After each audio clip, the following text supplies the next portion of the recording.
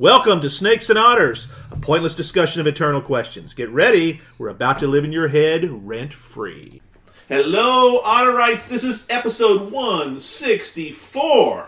I am Martin. And I'm Robert. And I'm Francis, sitting in the captain's chair over here. The comfy captain's chair, I must say, here at Studio F.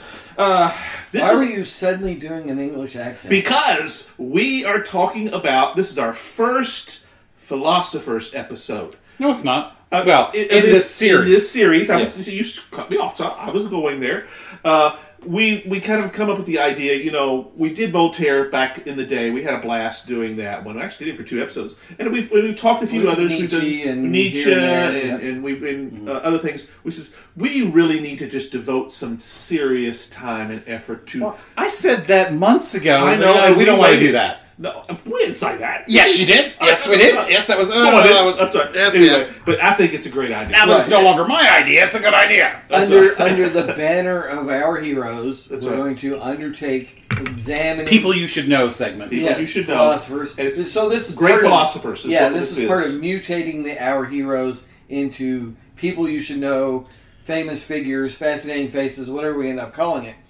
Additionally, I have taken a unilateral, enlightened, despot decision to name all of the episodes after lines from the Monty Python Bruce's Philosophers Song. Yes, he did. That is correct. So officially, this episode is Thomas Hobbes was fond of his dram. Right, because he's stealing from Monty, as Borrowing. we often do. Yes. Because Immanuel Kant was a real pissant who was very rarely stable. Heidegger was a boozy beggar you'd think you under the table. David Hume could outconsume Wilhelm Friedrich Hegel. And Wittgenstein was a beery swine who was just as lost as Schlegel. There's nothing Nietzsche couldn't teach about the raison of the riz. Socrates himself was permanently pissed. John Stuart Mill, of his own free will, after half a pint of shandy, was particularly ill. Plato, they say, he could stick it away. Half a crate of whiskey every day. Aristotle was fond of the... I screwed it up. He's thrown out at home plate, ladies and gentlemen. Yes. Oh no! You had me that I was almost there. Almost there. That's right. Aristotle that was fond so of the fun. Hobbes was fond of his dram, and René Descartes was a drunken fart. I drink, therefore I am. Yes, Socrates himself is particularly missed. A lovely little thinker, but a bugger when he's pissed. I'm loving it. We bow to you, sir. Yes, sir. Yes, sir. I love the Bruce's Philosopher's Song. That's a great It's fantastic. That's kind of that's kind of what's all of us have come to the idea. We should do this. So we're kind of going chronological here. We didn't pick every one of them, but we've picked what we think. We all had input on who made the and we the picked list. some that aren't in the song. So That's correct. That may be some of the episode titles too. Right, didn't have one. This one's not in the song. But in many respects, we could have started lots of places. I will lay this down. These are modern philosophers. Modern being Descartes forward. That's how it was when I went through philosophy school. That was how they did it. It was you've got ancient, you've got medieval, and you got modern. And modern starts with Descartes, which we're not doing, although we might one day. We're kind of skipping a bit, brother, as I said, and we're moving just a slight bit forward in time, and we're starting with Thomas Hobbes, the English philosopher. Because most of his philosophy, if you listen to the last episode, of course, you figured out it's about government. It's about good government and what government should be. It's also about, as all philosophy is, about the nature of humanity and where all that lies up. And that's the natural place you have to end up when you're talking about what is the nature of man. Okay, well, once you decide that, then how do you govern man? That's exactly right. All of that is, and we're speaking from a practical standpoint. We're speaking from a theoretical standpoint. We're speaking from a contextual standpoint. Well, yes, and the context needs to be laid out because this is extremely important. So. He's born in 1588. He is coming of age at a time when there's a great deal of strife in England between the king and Parliament, and ultimately the king loses because misplaces it somehow his head. You love that. I do. I love that. That little spoonerism. And so he ends up spending a good deal of the time of Cromwell in England or in France, where he many of the royalists go, and he becomes part of that circle and writes Leviathan there. So that king versus Parliament strife is very important to his political philosophy. He has come of age during the time of mostly Charles the First. Somewhat James the First. I mean, he's born during the time of Elizabeth, which was a very stable time. Well, he was born when the Spanish Armada was coming. That's right. His mom went into labor when she heard they were coming, apparently. Oh my God, the Spaniards are coming! Oh, let's have the baby! Yes. And he said that his mother gave birth to twins, him and Fear. Beautifully put. He had a great wit. Yes, he actually did. That's one of the reasons I love. I'm a Hobbesian, not necessarily in philosophy wise, but I love the guy because he was like so many philosophers. He was so clear on his understanding and his speech. Whether or not he's full of shit or not, as we've said a lot and will continue to say a lot. Yeah, that's something. We got to appreciate the humor and the wit because he had that. He's not some dour Puritan guy. We'll save that for Immanuel Kant. He was definitely not. But this guy here, he understood things. You're right. I mean, he does grow up in a time of great stability, and then sees that ripped apart. And that is something that we all should be able to take some understanding from. And say we have to make sense of this terrible, difficult world that we have lived through. He's a survivor by definition. He's made it through all this. Again, a royalist who ends up in France. Some of this is survivor's guilt, I think. It's like, we survived. How the hell did we do that? And how the hell do we make sure this never happens again? That's so much, as regards to his backstory. That ultimately, as with so many philosophers, that trauma, that societal trauma, basically the world changed forever. His world. Honestly, that may be what they were thinking, but honestly, I'm having a hard time sitting here thinking other than, well, you're all just a bunch of wankers. Because... Wanker. Very British word. Yes, exactly. I like that. That's very good. Because, really, Civil War is always bad. Always. That's right. But the Civil War back then it's not like it laid waste to the entire country. You're correct. British Civil Wars never really did that. And that's kind of the irony of it. You think you know war, dude? Why don't you come to 1940 or 1914 and we'll show you effing war? Let's go to the Somme and talk about it. That's exactly. That's but totally. So this whole idea in Petersburg, right? Even that, the crater. They wouldn't. Oh my gosh, we could get Gettysburg itself, or Waterloo. I mean, come on. Where I'm going with that is that there may have been some form of survivor's guilt, but honestly, I think that's a stuffed shirt notion of it because. I don't... the people you support losing power, sure, that's traumatic. And doing it so, where the king is as king, beheaded. Yeah. Is never deposed. That could throw your understanding of the world upside down. But if that's trauma, come on. Well, yeah. He's living in from his and he goes to Paris, a relatively cushy exile in Paris as the math tutor of the surviving royals. Right. I mean, how traumatic? I mean, if that's trauma, it sounds like a vacation to me. Yeah, get over yourself, Hobbes. Right. Now, Martin is one who is not so... I don't want to say I'm enamored with Hobbes, but I have great respect, and I think he's one of the greatest thinkers that we've ever produced. He can be a great thinker and still full of shit.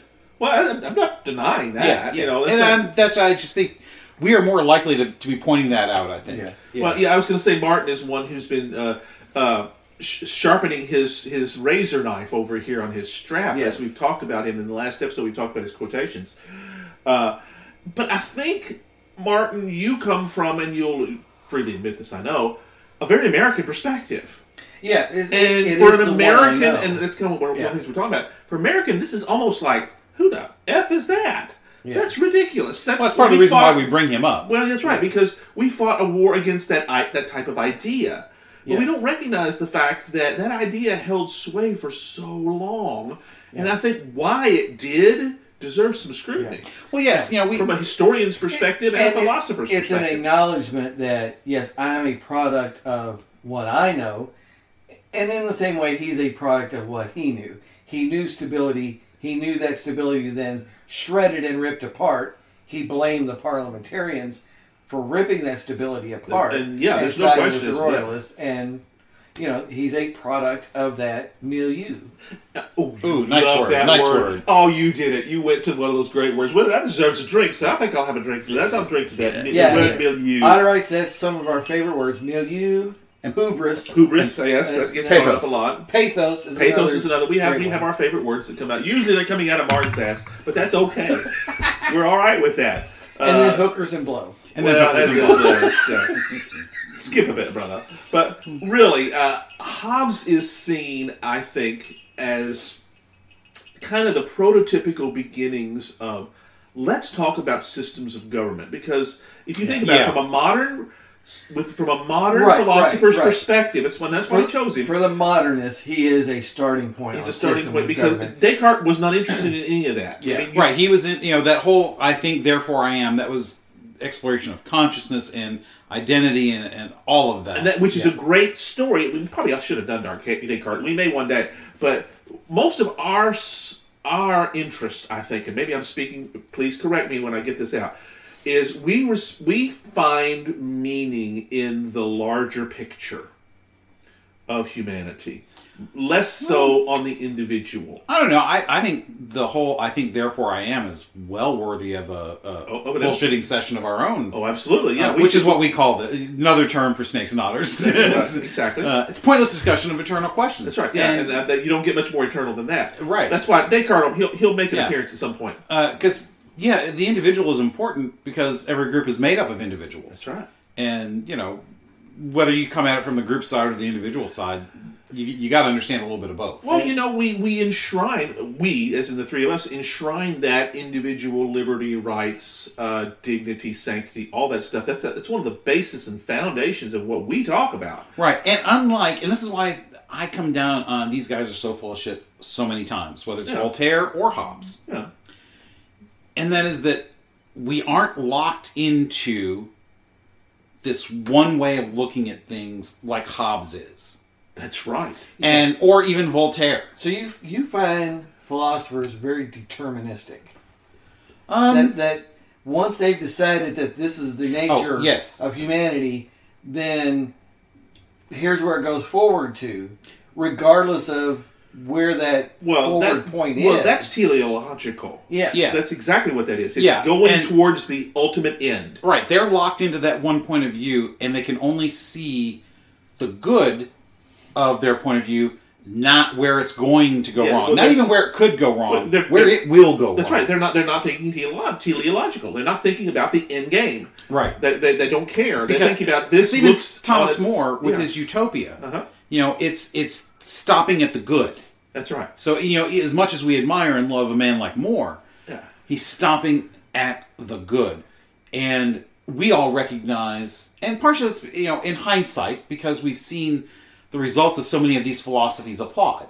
Yeah. And so we can see that. Yes, we get to see how it worked or did not work. What someone's definition of perfection in Utopia meant 20 million peasants starving to death. Well, in fairness to More, and I think you guys know this, of course, that was a satire. Well, yes. The whole thing was saying this can't be. But that's the whole beginning of that type of philosophy.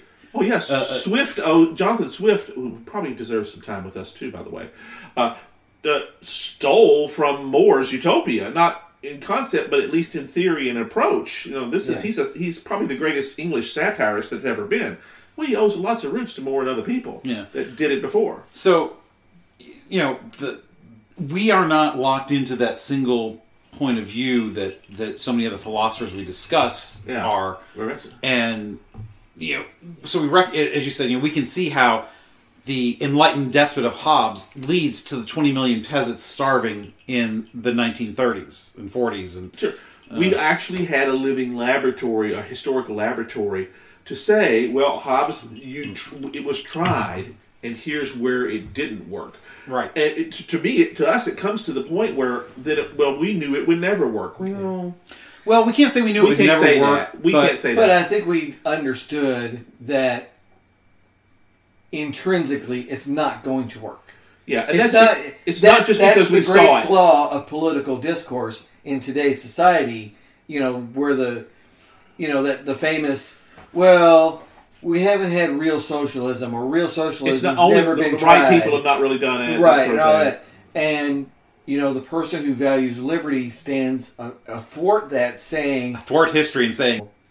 Period. No matter who tries it or what they do. And can say why. See, there's the issue is, and of course there comes to the great disagreements in these arguments, is there's a fundamental reason underneath that why it will fail pronouncement that the other side disagrees with. And it usually goes back... first principle of governance and anything else is the inherent dignity of the human person. That's correct. But who gets to define what that inherent dignity is? Or what a human person is. Or what a human person is. You know, we're talking so about even when you go to what I think is the most core thing... Which everybody should agree on. Should, but they don't. They don't. Well, so even the most fundamental principle of governance is not agreed upon. That's exactly right. And that's one of the reasons why a lot of the stuff just can't work. Some people would say that they all do agree on that, prima facie, as it's spoken, but they make exceptions. Yes. They define those words differently. As in, what is a human being? What is dignity? What is sanctity?